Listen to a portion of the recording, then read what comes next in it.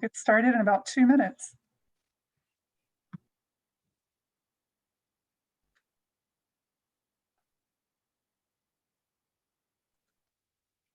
Spruce myself up to look pretty.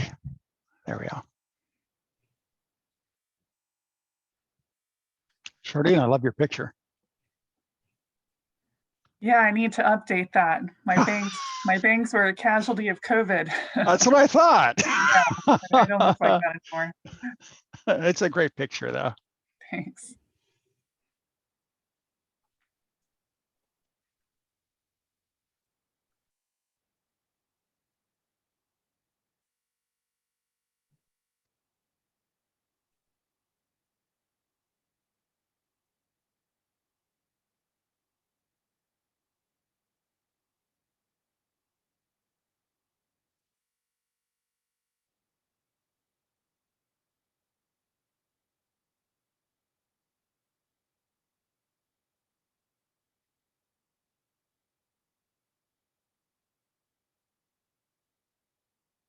So am I presenting to 900 people?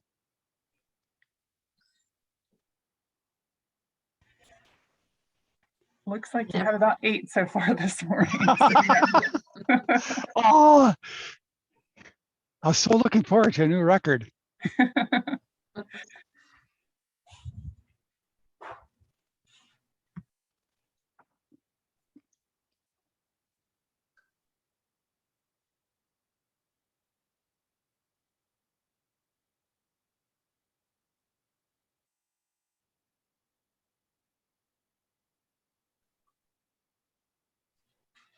All right, we're at the top of the hour. So Katie, if you'd like to go ahead and kick things off. Absolutely. Good morning, everyone. Welcome to our monthly Opportunities in Health Information Technology session. My name is Katie Reynolds, and I'm the president of the Health Information Technology Student Association at St. John's River State College in St. Augustine. Our HIT Student Association is pleased to partner with the Northeast Florida Health Information Management Association to offer these monthly lunch and learn sessions featuring the stories of health IT and health information management professionals. Our speaker today is Dan Nash.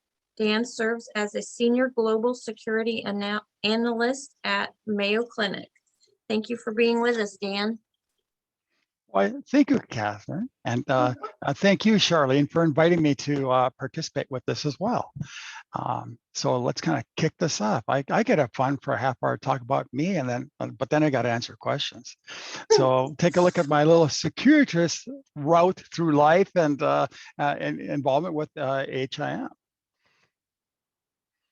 If this thing, I can get this to move now. There we go. Let's go over to here.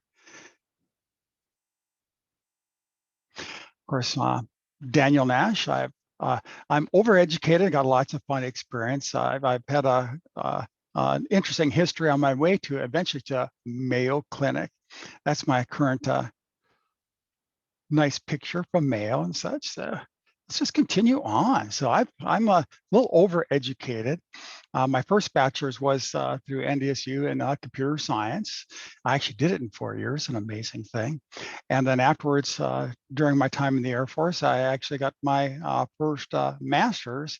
But during my time as my first master's, you'll notice there's a little overlap. And I'll talk about my history of being in the Air Force and leaving the Air Force, where I learned about the HIM profession and got involved with that and got my second bachelor's in health information management at Dakota State University. Afterwards, I had a lot of interest still with security and more with technology. So I got my master's in information assurance and security. And today I'm in a doctoral program in cyber defense. And luckily I was selected from 86 applicants. I was chosen as one of 20 to enter their new program at Dakota State, and having lots of fun with that.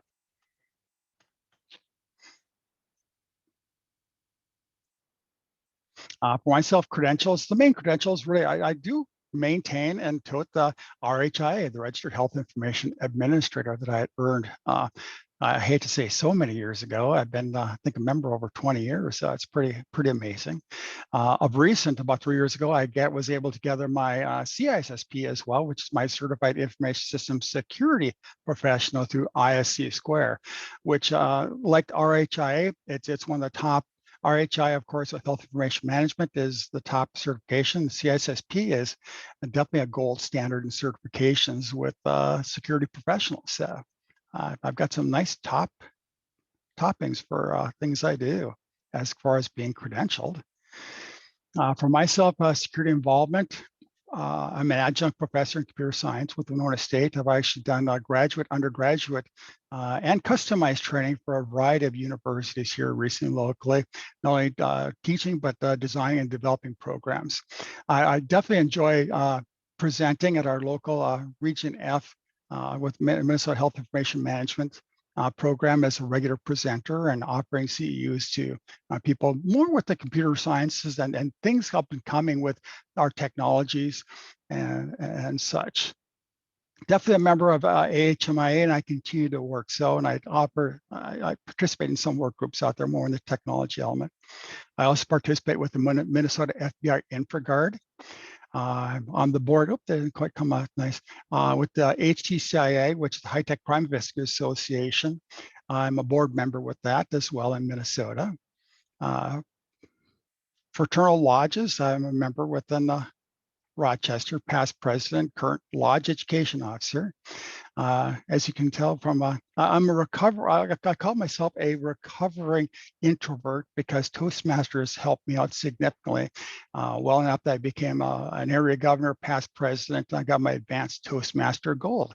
Gives you lots of great experience in presenting and working with groups. I also work with Rotary International. Legion, I'm ex-military, so I'm definitely a member of the Legion, life member, and also a member of HIMSS. Yes, I'm a joiner. I work with a lot of organizations and have fun with that. And then do a lot of community work in that fashion with them as well. Current roles. This is a bit of a laundry list of my current role at Mayo Clinic, working with Global Security, where I get an opportunity to work with in partnership with other members, especially with physicians and administrative colleagues and committees with Mayo Clinic. And the nice thing is, it is international. We actually work with London and Dubai. We're looking towards working with Australia as well. So it's not just within the CONUS United States. We definitely have a large presence with Mayo Clinic and doing a lot of fabulous work out there. Part of my role is also interacting, supporting, consulting Mayo and outside Mayo with external businesses, government agencies, and organizations, as you see from my memberships.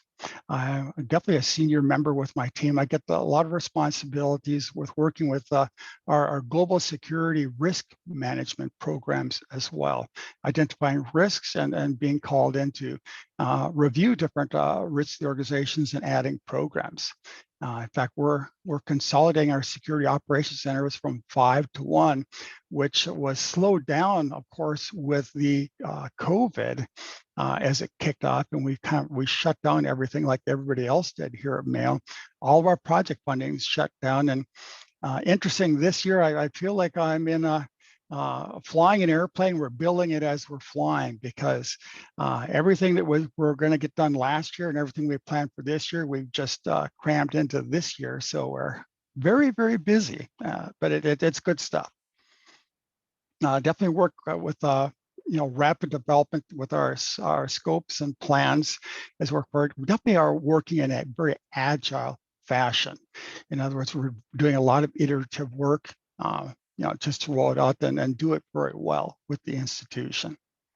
I coach, I train, I mentor other team members and colleagues, and when appropriate, align with other works as well within the organization. So it's actually a nice job description. I'm actually doing what it says, so it's kind of fun. Definitely leading and planning, executing overarching security analysis endeavors. As we work with our project, that's my primary role. And my role with the team mostly is working a lot with the physical securities, but I bring in the additional element of the IT security side, and that as an expert in working with those resources. Definitely data-driven, our supports and building our data so that we can verify and prove back to the organization that we're doing what we're saying we're doing. Do research and consolidate information. That's why I work so well with my being in my doctoral program.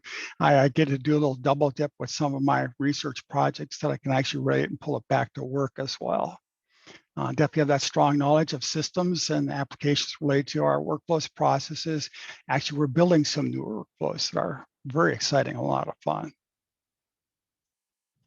Here's my Securitas career path. 2018 through present, I joined the Global Security as a senior analyst with Mayo Clinic. Before that, actually, I had joined Mayo Clinic in 2009. And my first job with Mayo was really working with the electronic medical record.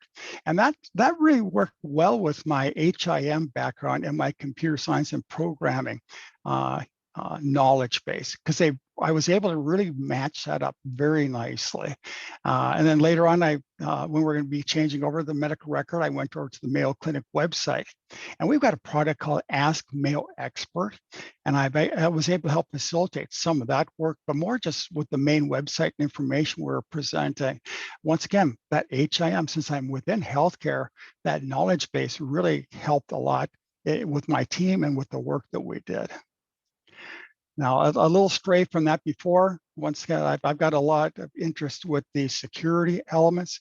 2006, 2009, I worked as a IT analyst for public safety within Rochester. And that's how I got working with the police, and I got working with the High Tech Crime Investigators Association. Really, we're working with the Sheriff's Police Department. In fact, still I maintain with the Olmsted County Sheriff's Special Reserve Deputy Badge 1450, because I would actually work and help with them in setting up systems and then do some training with the officers in terms of how to collect data, electronic information off of phones, off of systems. The interesting thing was I wasn't a complete officer, so I actually work with the inner crimes against children cases. My job, though, was to really set up the systems and not view it. I let officers to view it. That's really sick stuff. I don't want to look at it anyway, but I would help find those images. Actually, I testified in court one time with that as well, which is an entertaining story in itself, but I'll continue on. Before that, I was a faculty in computer science with RCTC. Once again, I integrated with the HIM program, but mostly I was doing that computer science training.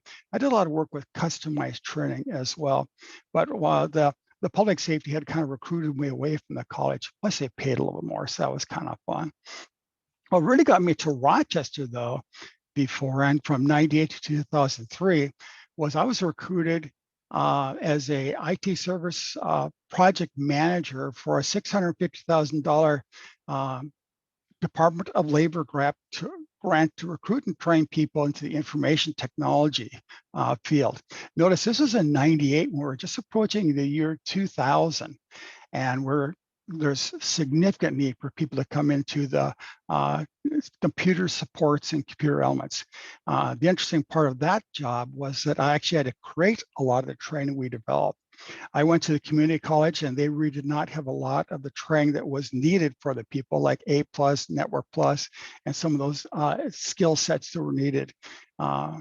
So actually, we built our own training. It was good enough that actually the university or the community college, with their customized training, sent students to us for training, which is great. And my reason for bringing up Network Plus, because we had students going into Cisco training, which is the routers and such that run our network. And my students weren't successful, so I brought in the Network Plus. After that, no one had any trouble going through that program, and we're very successful afterwards. But once again, I'm going back in time, more back in time stuff. For about a year, as a director of health information management up in a Memorial Hospital up in northern Minnesota. The interesting part of that job was they were converting from one electronic medical record to another. And I was able to only really do half my job as a HIM director, because they actually had me contracting and working with the other the vendor that was actually going to be doing that work. So I spent a lot of time with that. I had friends in Rochester, and they'd been trying to recruit me for years to come down to Rochester, and that's why I came down to Rochester, was because of that grant and afterwards. Plus, I wasn't able to do as much HIM as I really wanted to. Before that, I was actually, I support as an interim director of HIM for Northwest Tech College in Moorhead, Minnesota. That was a lot of fun. Now, the interesting thing from this was I was recruited by Memorial Hospital to lead this program and come up and help them once again, because I had technology skills and HIM skills together, which married up very nicely for their needs for that project that they had.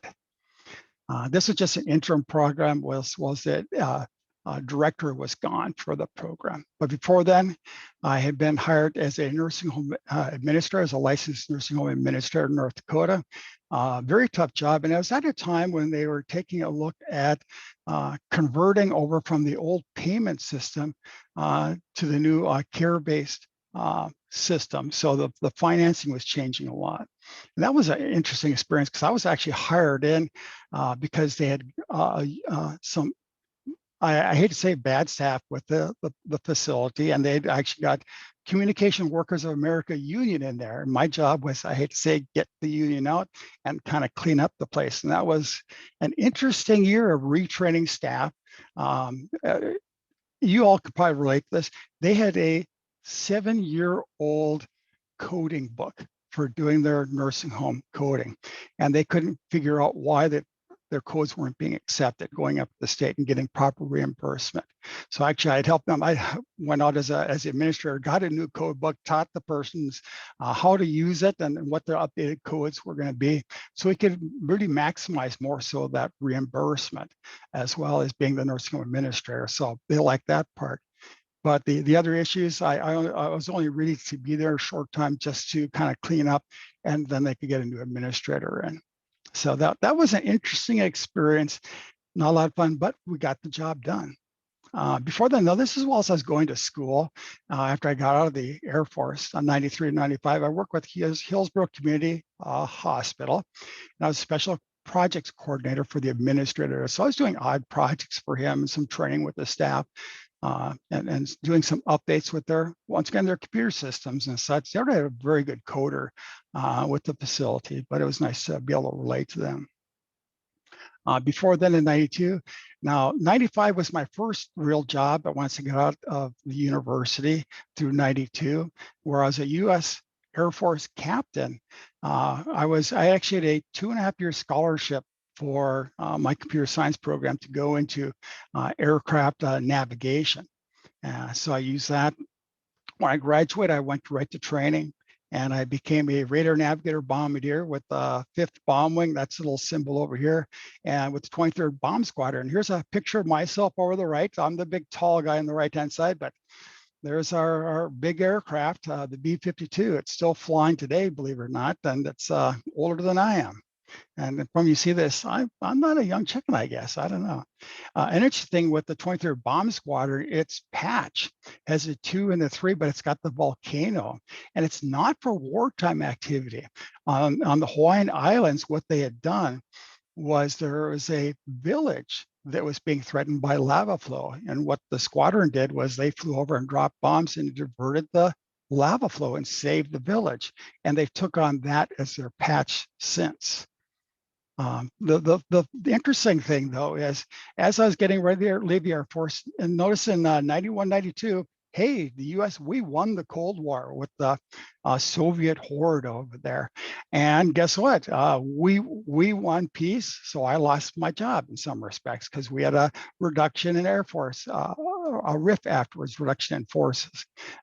So I was leaving at that time. So they allowed me with my last 6 months to work with the 5th Medical Group, and they gave me a position as an assistant patient administrator, and I worked project with them. My projects was to work with, they had an HSI inspection, which is a lot tougher than, I'll say, Joint Commission.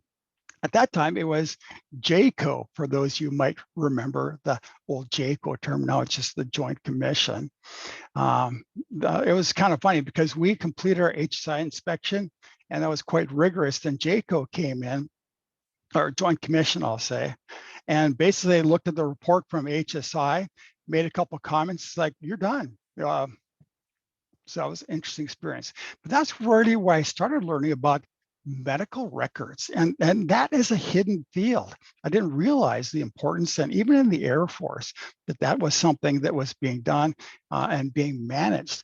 From that experience, that's where I chose to utilize because I had my computer science degree. I was getting a master's in health health science administration, health service administration, I'm sorry. And I really looked at medical records would be a perfect match with my computer science skills. So that's why I went out after my stint with the Air Force and with this experience with the 5th Medical Group, and I went back to school to get my RHIA and certification around that. Hope I'm not going too fast for y'all. I know you love these pictures. Whew. Way back when. So what can benefit the role, and what have I seen as I go forward with my career? Definitely the ability to be flexible and go with your strengths. You know, look towards your strengths and what you can match up with it. Have an agile capability. In other words, learn, adapt, and move forward from that. That goes hand in hand somewhat with the flexibility. Our ability to build and learn with ourselves, to educate, that kind of goes hand in hand together. Be able to build programs, be able to build on yourself. Continuous education, I think that is essential today. Even in the HIM field, we're continuously getting new terms, new codes. Look at just this last year, just with the COVID and such, all the different changes that have gone on. I work with the information technology field. That is significantly changing. I'm working with security. Once again, that's another field that you have to be really that lifelong learner. I know a lot of you are in school and you're saying, oh my God, I can hardly wait till I'm done with this. I don't have to learn anymore. That's just giving you the core competence. So when you can take and take on your new role, that it's going to make it easier for you to learn your role and be able to keep up with everything that's happening. Find avenues where you can have that continuous learning. That's where your participation with HIM and other associations, and even with your community college, keep contact with them. What's updates? What are seminars I can do, and managing with them. Definitely having some variety in things you do. Once again, if you are stuck in something too often, you might get a little bit bored with it and a little stagnant. It's nice to have a little variety in life. Definitely some innovation is fun as well. You know, we can do that a lot of times, even within our work of just changing around. Maybe I'm really adept, you know, challenging ourselves with this. I'm trying different roles. Don't worry about being stuck in something. Sometimes it's nice just to, you know, try out or participate with a different group's codes or a different venue within an organization, just to learn and expand not only your skill sets, which become more valuable the more skill sets you have to the organization, but it's also exploring within ourselves. What can I do more? A lot of us, and especially you all might be experiencing that element of, what's the term for it? I'll come back to it. Let's continue with just collaboration, making sure that you're working and keeping in contact with your peers and professionals, not just in the HIM. Talk with your IT people, talk with your managers, learn about other fields, other things going on in your institution, especially since we're in IT. It's nice to know how we relate with the business office. You know, we need to work very much with that. How do I work with my physician staff and nursing, making your work not just being the chart Nazis, make sure they're getting their codes right, but also how are they impacted with what's going on? How can we make their lives easier, which makes our life more easier as well? And they appreciate that. And it's just nice to have that perspective. Go on. Some challenges in our roles recently, definitely COVID. You know, I was on furlough for 3 months. What I do, I took another doctorate class. I was actually going to be offered to come back earlier, but I did some other stuff. Right now, lots of, this is continuing, no travel, more work from home, having to set up the home office. That's been a lot of change for a lot of people. For myself, I've actually lost my office. I finally had my own office to myself. And now they had to shut the door and it's no longer there. And my office is now at home. For those of you with kids, that's a big change, even for the businesses. How do I manage my employees? How do I work with that? How do we have identification with the business and identification with the team? So there's a lot of challenges that have come about with us. Now with Mayo Clinic, we've been talking about what we call the 2030 goal, where we want to be in that 10-year point. We've been going through that for a few years. The comment right now is 2030 is now. All the goals we had set up had just been squashed down into a very short amount of time. We're making it happen, but there's still growth that needs to happen with that as well, as we've accommodated and working with that. Excuse me. For myself, I did a lot of work with the long-term health incident command system that we had running. So we had our HICS with COVID-19 support. Normally these things last at most like a week or two. We've gone almost a full year with this whole committee running and supporting the organization with shortages, finance concerns, staffing concerns, and then working with the state with the shutdown and everything. And that's had a big impact on the institution as we change our processes and such. I've got a very nice project that came out of that, but it really stressed our organizations, but I think it's done a lot of good for the better too. Once again, that's pushed this whole year with this unique experience, I'll call it, has really done a lot for organizations. And I look forward to growth coming out of this because we've been forced to do a lot of things that we were putting on the hold for, like I mentioned, that 2030 goal, and it slammed it right up to happening now to keep our organizations alive and keep the businesses rolling.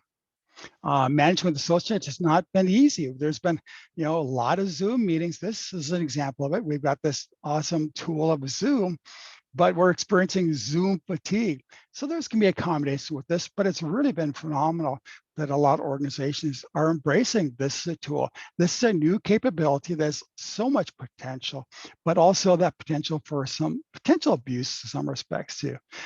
Communicating differently with our leaders, looking at performance, for yourself, find out what is your learning style? What is your communication style? What is your performance style? Now that you're at home, you don't have other people with you all the time. You're much more available in many respects because I don't have to find a meeting room. I just set up a little Zoom meeting and boom, we've got a little group together.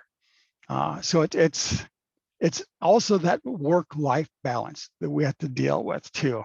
We're very available, but almost too available, I'll say.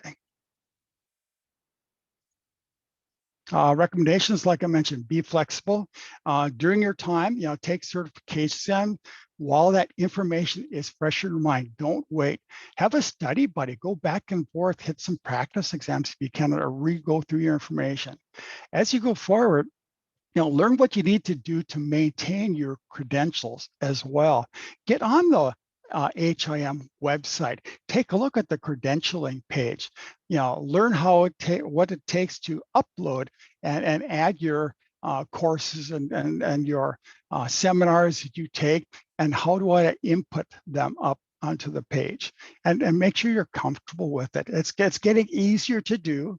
And there's a lot of nice email alerts you can get to make sure that you're keeping in line with it.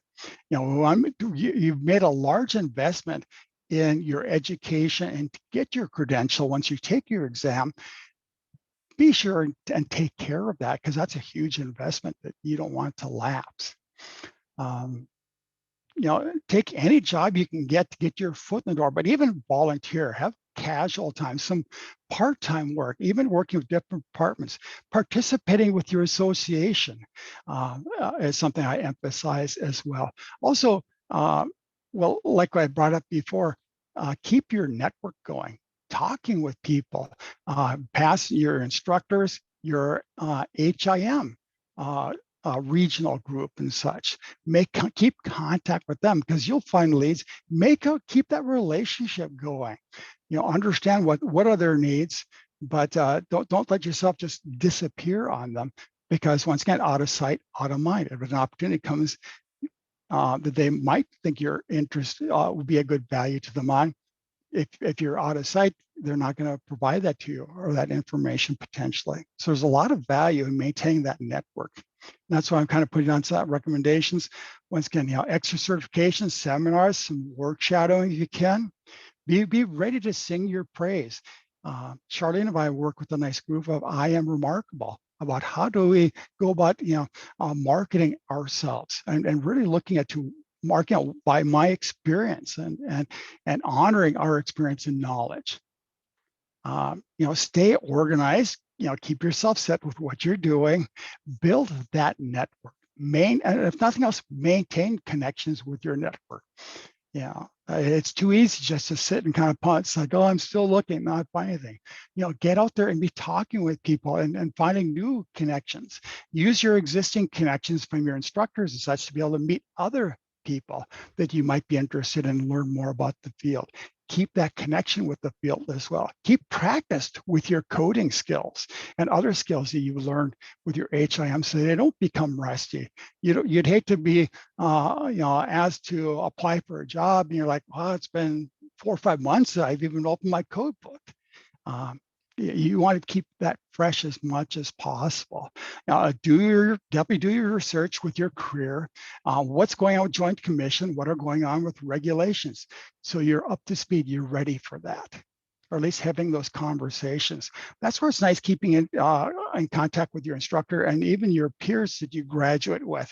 You can be researching one thing and they might be researching another, and just have some discussions with it. Just helps build that interest and keeps yourself engaged.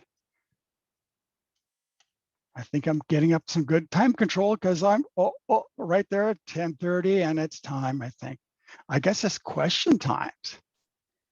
Does anybody have any questions they would like to pose to Dan? Yes, I wanted to know if you can, because I didn't understand what you were explaining about the 2030 rule. Could you go back over that briefly, please? The 2030 rule. Oh, 2030. What it's a goal actually with Mayo Clinic. Mayo Clinic has put forward that they want to be doing more with technology, and they want to do more work from home. And there's a lot of goals that Mayo had set for itself to be ready for meeting the future. Some innovations in care and technologies, and all those goals that Mayo Clinic overall as an institution had set, especially with the technology elements, really were brought forward, because for us to properly work from home, to get people working, you had really had to work from home. They sent people home. You couldn't come to the office with COVID, because we didn't want to impact the practice. We did a lot of things with the practice as well. Some things that they had done with facilities was air exchanges. They'd want to take a look and putting in HEPA filters and see how long does it take to clear out a room for infection control as much. So they've actually taken a lot of the patient rooms and taken a look at, done studies, how long does it take with a HEPA to actually clear out a room, and have done a lot of that. So really stepping up a lot of that within the institution. So I hope that answers your question. Once again, that's an initiative with Mayo Clinic that they had goals for us to accomplish by 2030. And I'd say a lot of them are done now. Okay. All right. Thank you for that. Oh, you're very welcome. Anything else? There is a message from Melissa Wood in the chat box. It says, what's your favorite part of your job and what's the hardest part? They're kind of the same. My favorite part is it's always changing. The hardest part, it's always changing. I'm a lifelong learner. I tell people I'm so dumb I have to keep going back to school. Well, it just happens to be higher levels of school. The more I learn, the more I realize I don't know things. I guess that the hardest part about that as well is, being able to keep those connections whilst we're being in some respects overtasked. We're really working hard on a lot of projects. But once again, the favorite part of my job is I get to learn, I get to work on new stuff all the time. And that's a lot of fun, for me at least. So I hope that answers that. Hardest part in some respects is, can I get the training I think is going to help and work with it when I'm being tasked so hard with so many things. Why? When you're popular and you get stuff done, you know what your reward is? You get more harder stuff to work on to get done. The reward for good work is getting more work. It's kind of fun. It's good to be busy. Says yes, thank you. I have a question. Yes, Catherine. In your current position, do you have to report not only to the Mayo staff, but to government as well? Government agencies? Yes, we do report to government agencies, especially with the emergency management components that we're working with. We've got a group with our managers. We just collect the statistics and then they forward that on. We're definitely working with a lot of agencies even outside of Mayo Clinic. So yes, I will say definitely we do. That's interesting. Any other questions? Yeah, I have a question. Carol. Hello, how are you? Yes. We have learned, I am on the way to my RHIA, almost done. In the process, we have learned that privacy is different from security, and that's not always been the case. And so how much do you work with privacy, and what's your role, if any, in privacy? Within privacy, it's a significant role that we have to deal with and work with. Any project I deal with right now that's security also has that component of privacy. In doing development with my doctorate, and that's one focus we're taking a look at. There's not a lot of information on systems about how to manage it properly with privacy. It's more processes and people trying to manage it in many respects. But that privacy component, even NIST as an organization is proposing a new framework for IT systems to build in privacy in the systems. When you look at the GDPR, which is the European Union's element with the privacy that they're putting forward, one element is with new systems coming on board that privacy must be part of the design. Heck, in the United States right now, we're just trying to make sure that security is part of the design of all systems. And now we're tacking on security and privacy with that. And it's a bit of a fight because people don't know what privacy is and how you put it systems. We got different values and different privacy of privacy, and it's evolving. A lot of privacy is based off of commercial sale, where I can have privacy issues just because of my medical record, and it's valued differently in different countries. So we're seeing that the European Union created privacy for their institution. China is creating theirs now to be in competition within it. The US is trying to figure out how it's going to do it between states' rights and federal rights. How do we quantify that? And how do we quantify that to the world and have some consensus? I think that's going to be kind of a battle for years as how we're going to manage it. It's going to get complex as well. Beyond securing our systems, what is private? What data is private? How is that quantified? It's different for different cultures. It's different for different nation states. It's important. It's an essential part of what we train you with HIM and what we do with the medical record. But there's a lot going on with privacy, I'll say.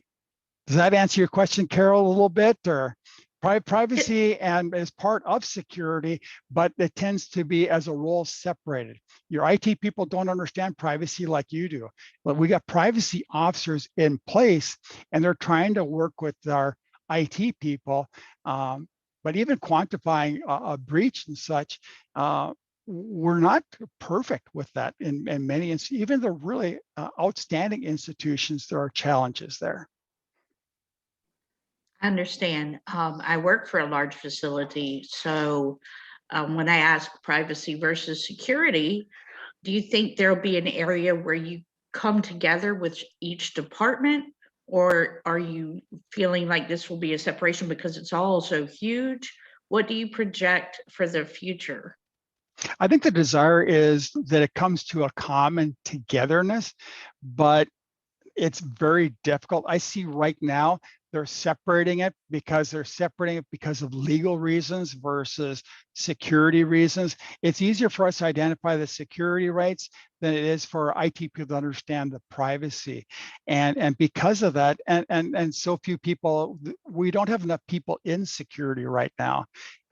It's a growing field and there's so much need with it, but there's just not enough people. There's not enough people to even really train people to come into the field. We're just scrambling to get more and more people into this field that we can. Even at Mayo, they've dropped some of the standards for people to get them into security roles because we can train them.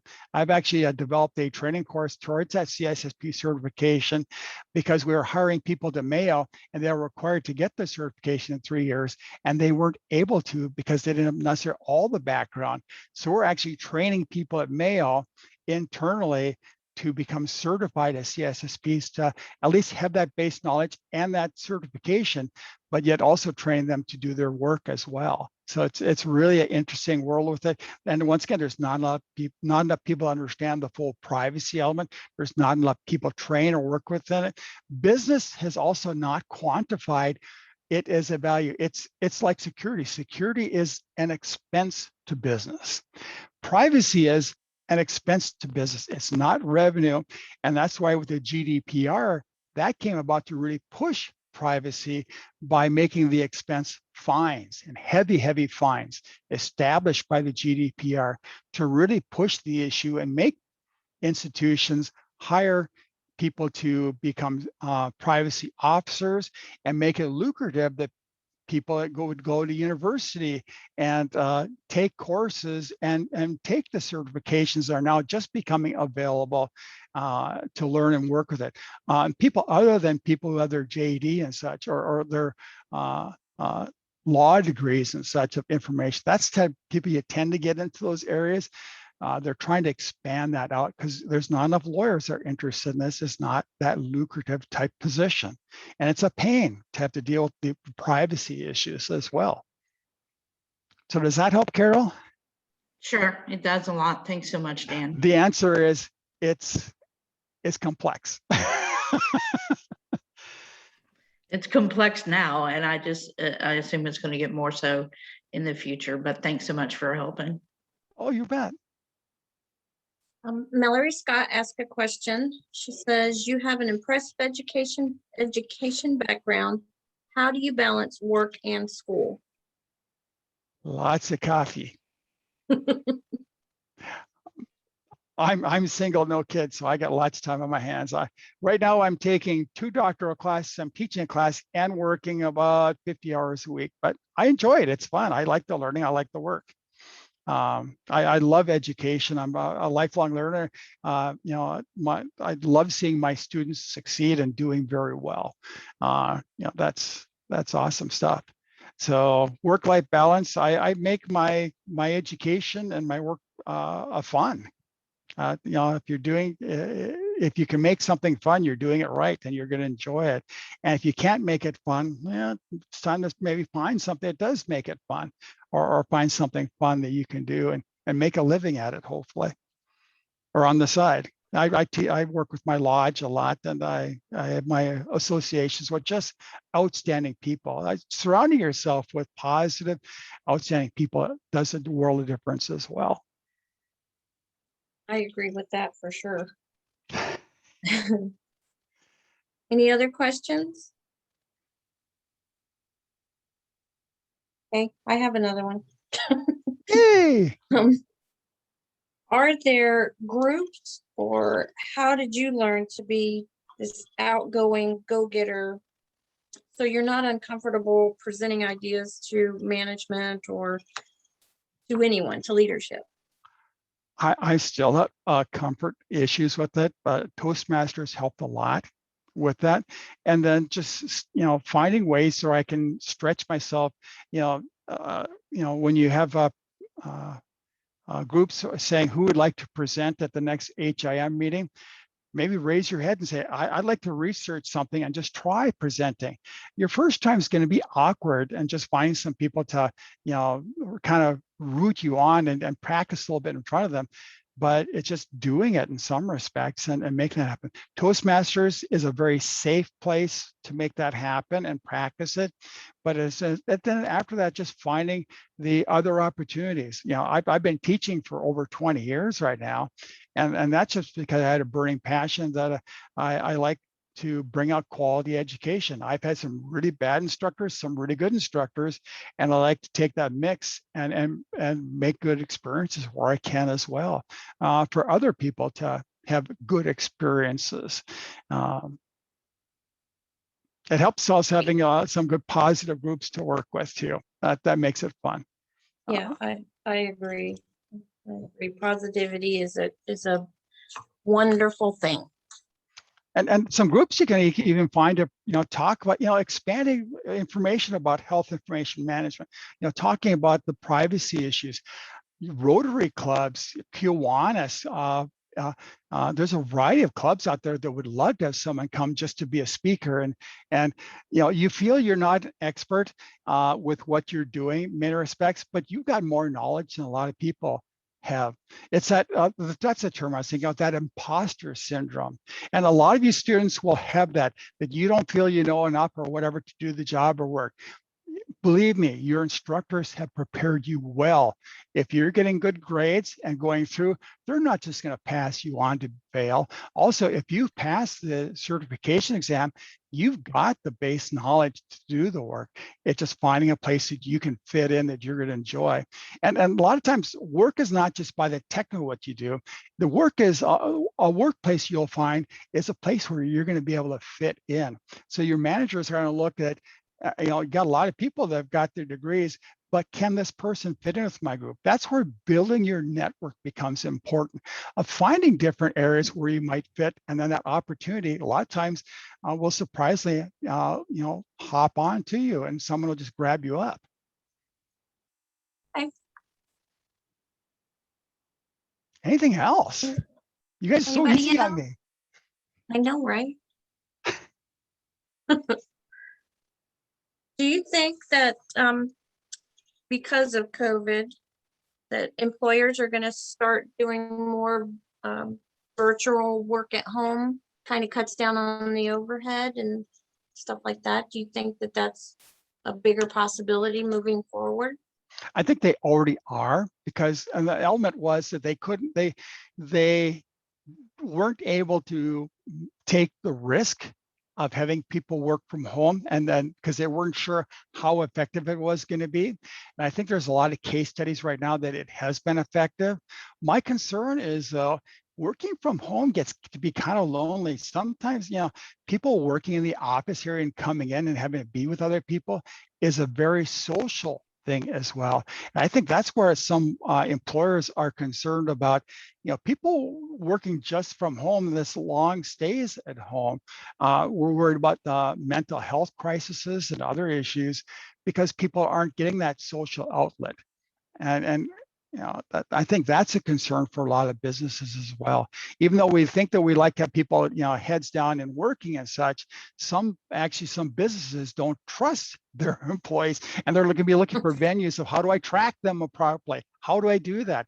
And that's another reason why there's been a long stay of not sending and having people work from home. A lot of us have that experience. I think it's going to open up the ability and even a concern of if I'm sick, well, do I need to take sick time because I can still work from home? So I think there's going to be some work-life balances around that. Even so, I think even some employees might kind of rebel about it as well, to be able to say, this work at home, I'm working way too many hours. I'm being taken advantage of because of that, versus I got hours and such at a workplace. And here's another question. How do I, with an hourly employee, how does that really work?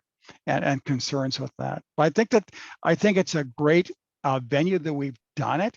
We've proven that it does work in many fields. I question how much of it is going to be in the future. I think for some fields, it's definitely going to stick. People like it and they're used to it and they'll continue it. They've proven it successful. Other job positions, maybe not so. We'll see. I think it's just been a great experiment. I think it's been a lot of success. I think there's going to be some pushback from it though too. Yeah, I agree with everything you said. The mental, not being alone for so many hours is just. Yeah. I enjoy being in the office and being with my coworkers. I like being able to go and have lunch with a group or whatever, and just not be at home.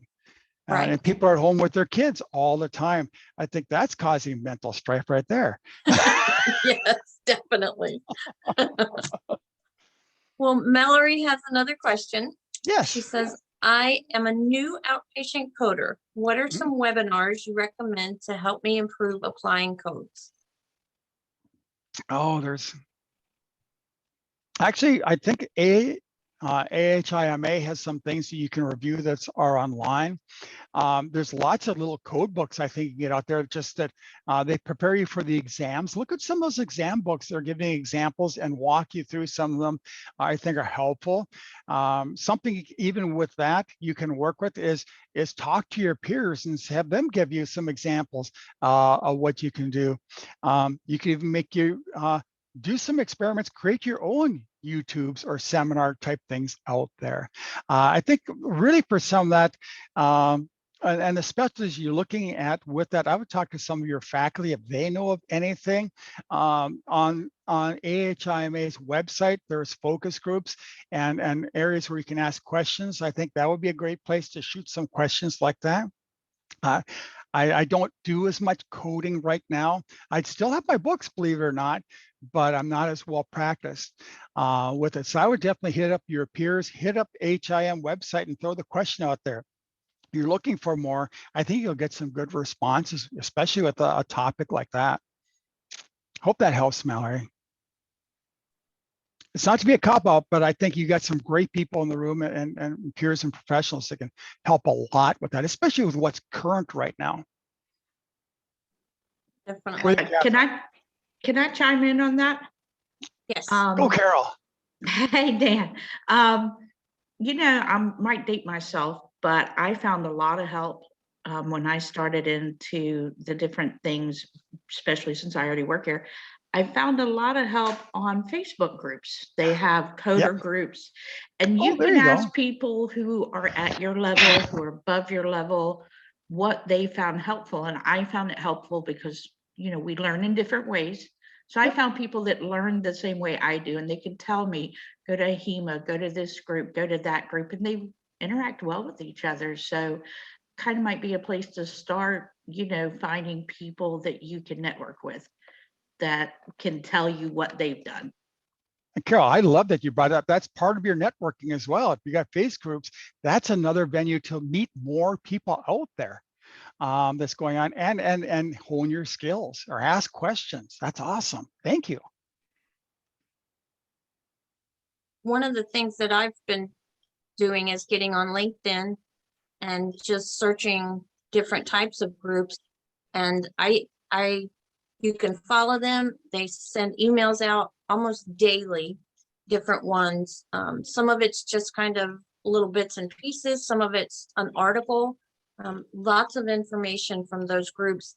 And what I learned is that there's so many out there that you don't even realize. So it's a great resource. Huh? Yes. Oh you're not finding it now. As soon as you let it out that you're interested, you might get more than you. Oh, thank you. Which is great. There with that, and that's an advantage of being on the web and everything too. There's so much capability. The only thing I would caution is make sure that you qualify the groups you're with. Make sure they're quality people, quality knowledge. That would be my only caution with some of that. But yeah, I think that's great. Great feedback. Great examples. Definitely. Any other questions?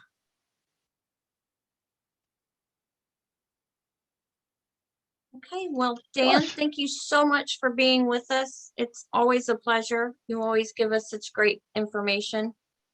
Thank you so much.